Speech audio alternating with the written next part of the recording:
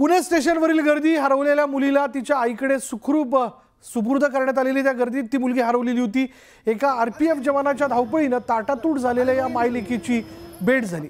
बुधवारी दुपारी पुणे स्टेशनवर तोबा गर्दी होती आणि या गर्दीत मध्य प्रदेशमधील खतना खजुरी गावचे रहिवासी असलेले रावत कुटुंब देखील होता आणि अचानक स्टेशनवर गर्दीचा एक मोठा लोंढा आला। यामुळे रमेश कावत आणि आई सीता कावत यांची मुलगी ज्ञानवी नजरेआड झाली। ज्ञानवी हरवल्याने तिचे आईवडील कासावीस झाले, पण त्याच वेळी तिथे गस्तीवर असलेले आरपीएफ जवान संतोष जाय भावे यांची नजर रडवेला ज्ञानवीवर पडली आणि ती हरवली असल्याचं त्यांना समजलं। संतोष यांनी चिमुकलीला कडेवर घेतलं आणि शोधाशोध सुरू केली। यानंतर काही वेळातच ओळख पटवत ताटातूट झालेल्या मायलेकींची संतोष यांनी भेट घडून आणली।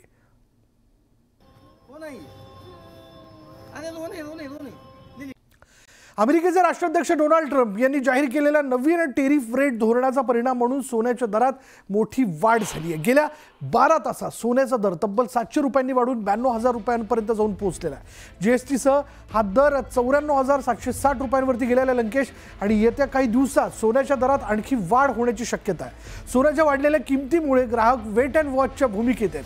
काही ग्राहकांनी वाढत्या किमतीमुळे मोठ्या प्रमाणावर खरेदी टाळली आहे, तर काही जणांना आपल्या खरेदीचं बजेट पुन्हा ठरवावं लागतंय। सर्वोच्च जी पातळी आहे तर ती सोन्याने गाठलेली आहे। म्हणजे त्यांचे जे भाव आहेत तर त्यांनी गगनाला खरंच भिडवलेले आहेत आणि सर्वसामान्य लोकांसाठी आता सोनं घेणं हे एक स्वप्नच राहणार आहे। आता मी सुद्धा आज घ्यायला नाही आलेली, तर जे जुनं आहे तेच नवीन करायला आलेली आहे, तर त्यात सुद्धा मला वरून पैसे टाकावे लागत आहेत।